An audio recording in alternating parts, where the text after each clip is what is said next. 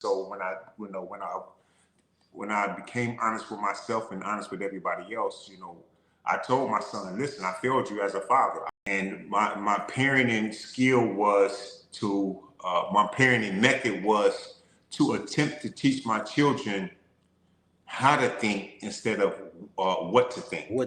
Because I wanted them to have conflict resolution and the ability to look at the bigger picture outside of adult supervision, because I knew that I wasn't going to be there.